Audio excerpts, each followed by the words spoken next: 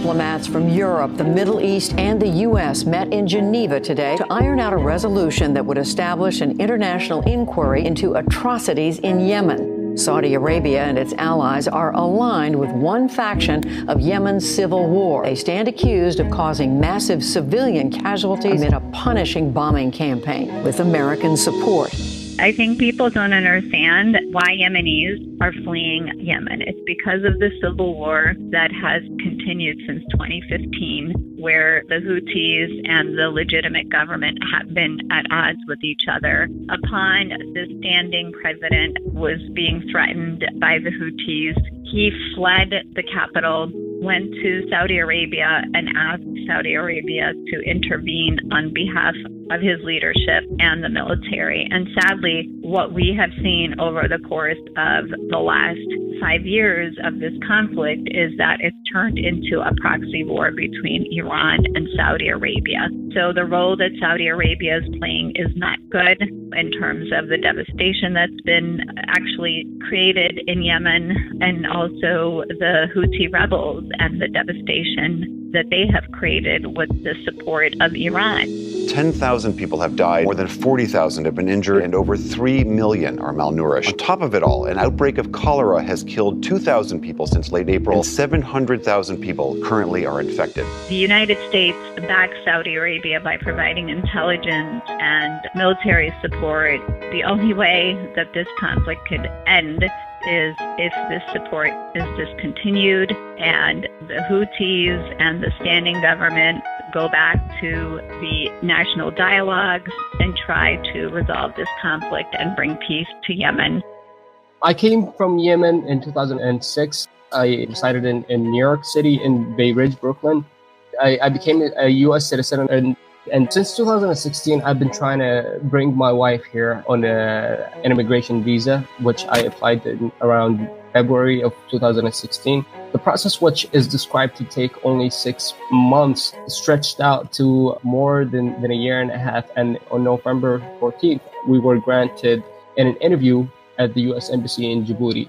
My wife traveled to Djibouti to have her interview at the U.S. Embassy. And after the interview, she was granted an approval letter that said that her visa was been approved and everything was good. And all she had to do was just wait for the visa to be printed.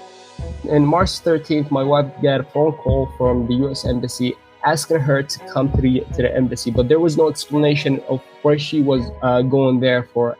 As soon as she arrived there, the consulate gave her her passport back, and he gave her a letter that said that she has been denied under the proclamation of President Trump. My wife and her family has been greatly impacted by the war that's happening in Yemen.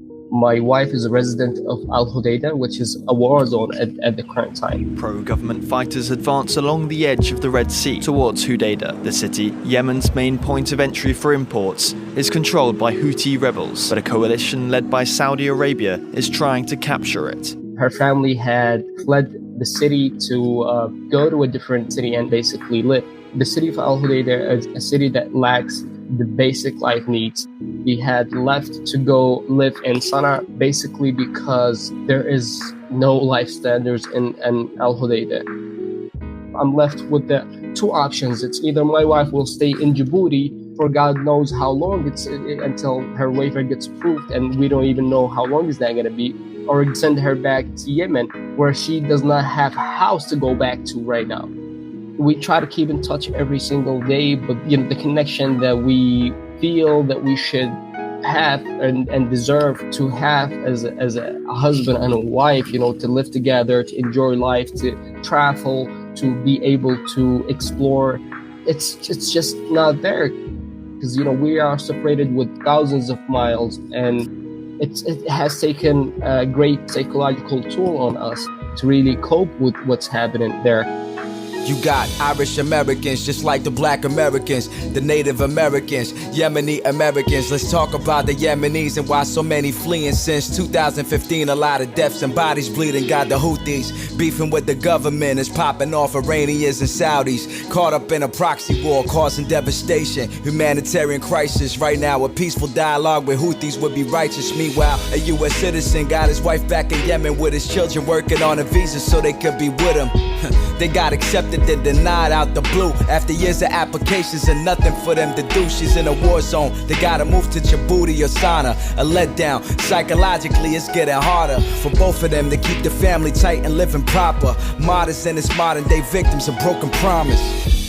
Using vulgar language, President Trump today questioned why the United States would allow people from Haiti and Africa into the country. We will, very importantly, be funding and closing the loopholes that undermine our enforcement, and we will get rid of chain migration and the visa lottery program. We have a lottery program where we take in a lottery people from other countries. In some places, we are bringing in some very bad people. People come in, and they're not necessarily good, like the man that ran over, the animal that ran over many people in New York City the other day. According to chain migration, he may have as many as 22 to 24 people that came in with him.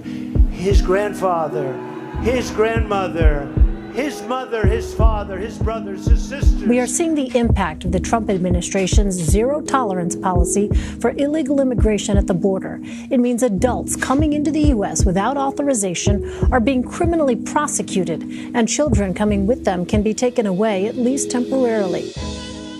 Sadly, this administration has turned a blind eye to what is happening there. And quite frankly, doesn't really care about people, about refugees, about anyone who's seeking a better life. And this is the harsh reality that we are seeing across the board.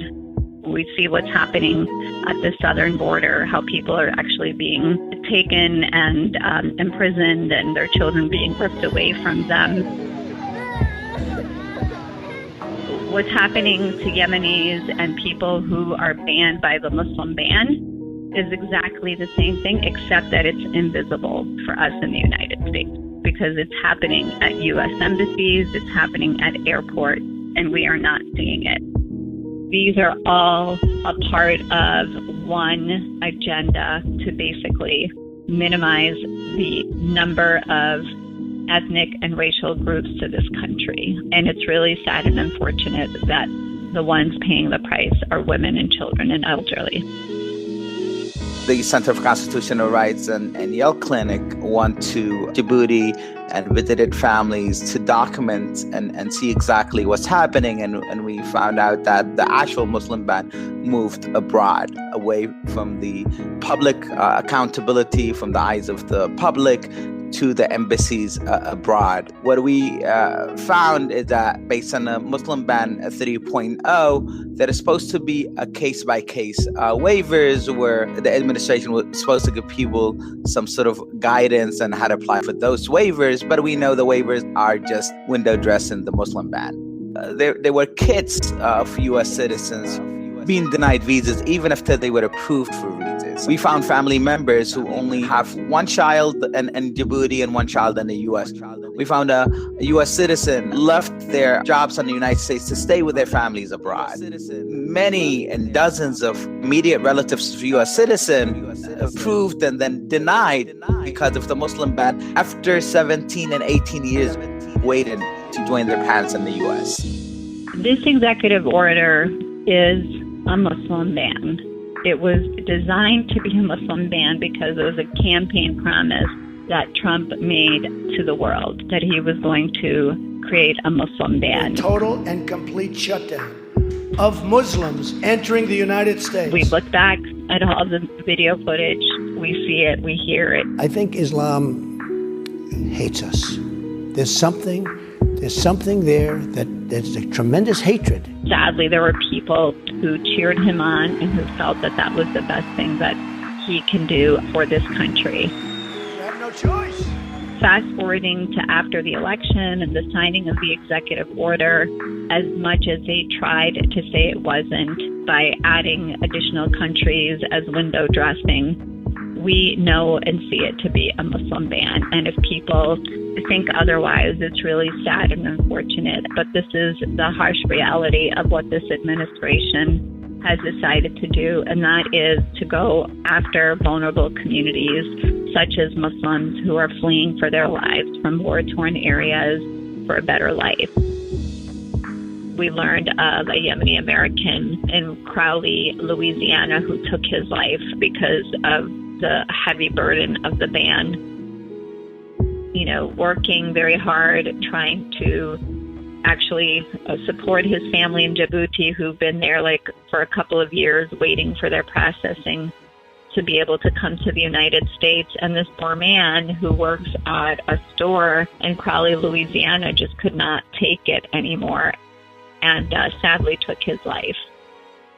So right now we are in communication with his brother, and what we learned was that after the incident happened, the U.S. government decided to give visas to his family.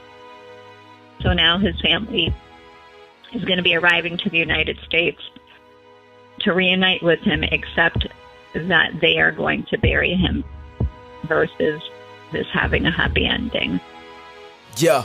Does the administration care? It's all political points. Families torn and they suffering. Let's get to the point at the border where babies ripped away and put in cages. In the meantime, ruthless dictators is getting favors. The Muslim ban, they're banning people for religion. Families and children kept separated by the system. That's the bigger picture. Certain ethnic groups are minimized. Women, children, and the elderly are the most victimized. They want to create a divide and turn us into tribes. After the ban, a man committed suicide down in Louisiana, couldn't get his family here. How many tears manipulating us with fear? Where did our values go? When did we become so scared? Social media connected, yet so unaware. America was never great through hate. When we discriminate, everything we stand for breaks, for real.